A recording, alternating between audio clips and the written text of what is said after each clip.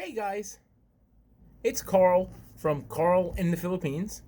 Just a quick update on what's going on with my move to the Philippines. As my vlog from yesterday stated, I found out the Philippines embassy is open accepting the applications for the visas. Um, my bad thing that I did today is I've been so busy at work, I totally forgot to call the embassy. But that's fine. I actually have downloaded the papers. I have them on my computer at work, and I have what I need to do. And for the physical exam, because they're requiring that for the visa, I need to do a few tests for for medical conditions. They want to just make sure that you ain't, I guess, coming in with some kind of big time communicable disease that could run rapid through the country. So I need to get a chest X-ray, which I had to call the doctor. I need to get blood taken, urine, stool, and any other exam if necessary, not physical or mental defects or diseases. So I basically, excuse me, I sat there and I called the doctor today. I spoke to them. I arranged my appointment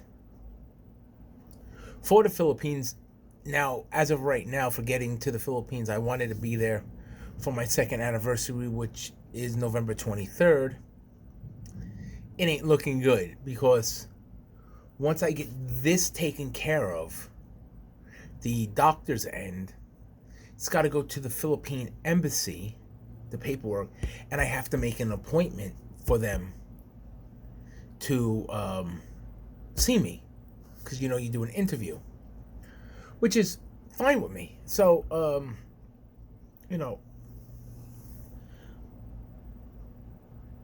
just trying to think, if I could still get there in November. I could, but I don't think I'll have my passport, because they hold your passport for 3 months and then they'll send you over the new one. So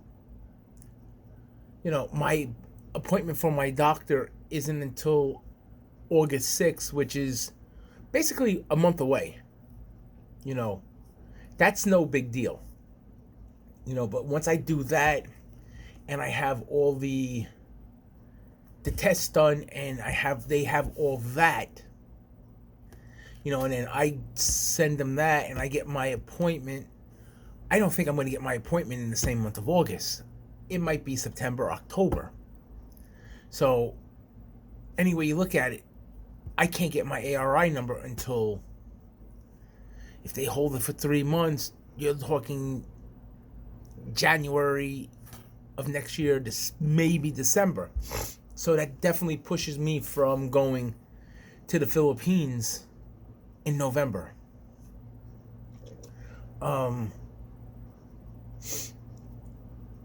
I really need to speak to somebody there or email them. If I don't know if they'll expedite stuff, because technically, when you are married to a Filipino, you're basically granted this with no expectations of really being denied. But you know what? I don't want to say that, because I don't care. Nothing's 100%. So I'm hoping with this I can get it done.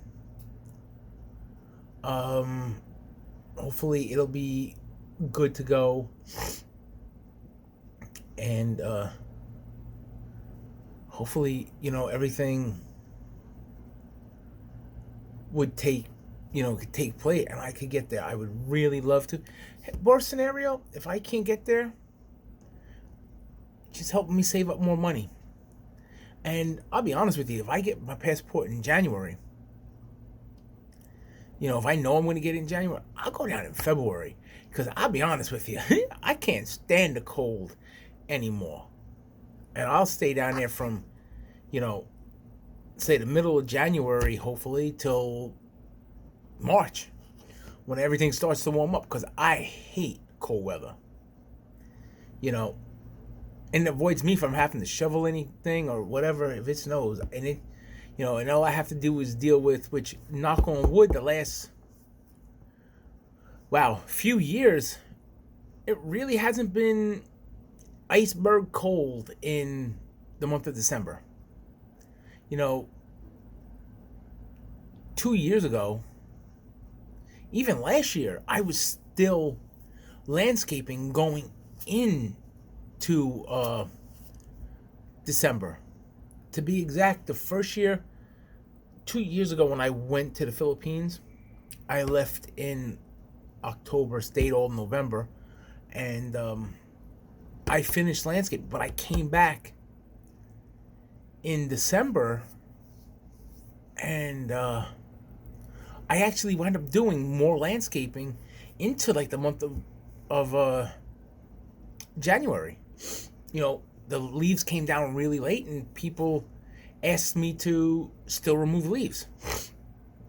And last year I left in December, but I had to have a little operation procedure taken care of. So my last thing was November, and it was still warm.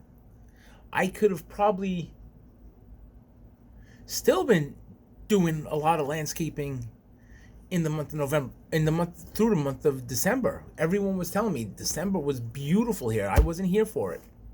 So I could have probably have done a lot of landscaping. So worst scenario, hopefully, knock wood, it stays this way so I can get all this done. And it just gives me more money to go down with. It gives me, I'll have my ARI number. I could go to a Philippine bank there with the wife, have my name put on her account, so it makes it easier for me to deposit money here, so I don't have to pay a fee to send it there. Because if you send Western Union, it doesn't sound like much. It's $10. You send a wire transfer from your bank to her bank or his bank, depending on, God, excuse me, how it depends on how you're whatever, how you're married, if you're female or male, or whatever. But it's $40 for international transfer. So I basically, I don't save much from Western Union, but Western Union asks too many questions pretty much. If they see you're sending money, like I send money to my wife every 2 weeks, pretty much. But Western Union will see that, and then they'll flag me. Or they'll flag her and say something suspicious going on. So, to fix that, I have no idea how you would fix that. I heard Western Union does not want to work with people. They don't care. Once they flag you, you're flagged. They feel you're doing something illegal. So, and going to my bank, I pay $8. $8 is basically the fee of transferring it from US dollars to Filipino dollars. Well, I shouldn't say dollars, Filipino pesos. And you're paying $8. But hey, it's $2 less per every time. I go twice a month normally, so that's $4 there. Times 12 months. That's $48 a year. Doesn't seem like much. No, I'm sorry, that's not $48 a year. That's $96 a year. $96. So basically, it's $100 a year. Doesn't seem like much, when you think about it in general terms, but it is. It's a lot. $100. Forget about it if I do, via bank transfer, at 40 every time times twice, which is 80 times. It's 24 times that it's going. No, it would be times 80, would be times 12, because the 80 would be twice a month. So we're talking $960. That's $1,000 I'm saving. And God forbid, there's times that, if I have to send something extra for some reason, my middle daughter's graduation, something happens, they get a leak and they got to pay for it, whatever. Going to the bank adds up, so. But yeah, so I just figure I wanted to really, like I said, I was going to keep this a little short. I actually started rambling on about some stuff. But yeah, so I set up my medical appointment. I'm just waiting for my prescriptions or referrals, depending on what kind of insurance you have, to get the x-ray and the tests done. So once that's done and they get the results, she'll have it by the time I go see her on the 6th. And then I'll have that paperwork filled out with the paperwork. I've already faxed it to them. So they have it. They can see what's got to get done. And then I could go and basically, I believe I have to email the embassy. If I remember what I read yesterday, I have to email the general consul over there. All applications required, President. Send your request together with the application form and documents subject to, to the general consul, basically at the Philippines, and indicate application for Philippine visa as the subject. So I guess I have to make copies of that and send it all to them. I will actually, to be honest, I will double check with them and ask them if I need anything else from them. I have stuff that my wife sent, she sent over already. I have, like I said, you need an original certified document for your marriage certificate. I have that. I think I showed you yesterday the partition letter, which I actually have that notarized. She actually got me 2 of them, so that's good. So I'm all set this way, which are, I need 2 photos of passport information. So that's not a big deal. I could get that I have. I could send copies of that. So I basically have everything. I need 2 photocopies of passport information page of the applicant's Filipino spouse. That I need. I could have my wife get that and just email that to me, and I could print that. I need an original and a photocopy of applicant's birth certificate. I need to get that. So this is some stuff I need to get. I haven't had my birth certificate, God knows how long. I wouldn't know where to find it. Original or photocopy of applicant's Filipino spouse NSO or PA issued birth certificate. Oh, I don't have. I think I do have that.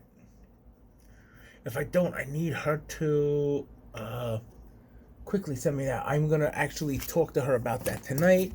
Just talking about this with you guys is helping me remember what I need. I need her birth certificate.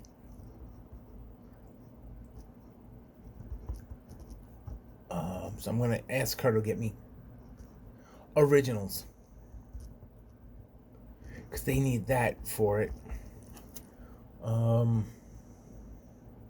Original photocopy of the marriage certificate. I have 2 copies of the a completion visa application form.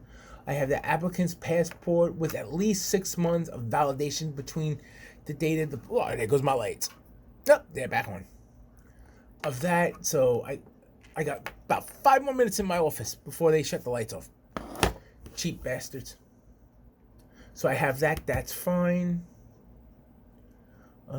Filipino immigrant authorization will not allow entry into Philippine airport and seaports for foreign nationals holding a non... Oh, okay, readable passport. So I have all that. An original photocopy of... I have that. Photocopies of a 3x5 by 4x5 color and taken against a white wall background. I have those. I actually have copies. I'm not a Singapore issue. So I have everything I need, pretty much, except for like the birth certificates. That's no problem. I can get me birth certificates, mine, in like 5 minutes. Go to the thing, fill it out. They'll give me 2 copies. It's like, it used to be $10. I think now it's probably $20. So that's about $60 right there. I get the wife to get me the copies of hers, and then I think we'll be good to go. So I'm going to talk to the wife a little later today. Tomorrow I will put up another... I got to stop putting my hand in front of my face. Sorry about that, guys. I got to talk to my wife, let her know what she needs to get me, see if she can get that out ASAP, because that would be like totally on point, and go from there. Other than that, you know, I think we're pretty good. I will keep you updated tomorrow, because tomorrow I have a note to call the Philippine embassy, see if I could talk to somebody there. So I will double check with that. I think I might have an original of her birth certificate, because I know when I first got married, she had given me a copy, and I have it in my safe box. So God forbid if anything happens, it's safe. So I think we're good there. So until tomorrow with my next update, hopefully it'll be really good. I just want to say thanks for watching. Please remember, if you liked the video, hit the thumbs up, hit the subscribe button, hit the bell just to get notified when I put a new video up. And hopefully you guys will be back and follow, go along with me on my journey to move into the Philippines. And please, share this with your friends. Share it on other social media. Share it so we can, grow a big family. And, I have no problems as I'm progressing on. If people have questions, please feel free to leave comments. I will answer them. I will try to help you guys out on any information I need, that you guys might need if you want to try to do this. So until then, have a great day, and I will see you guys tomorrow.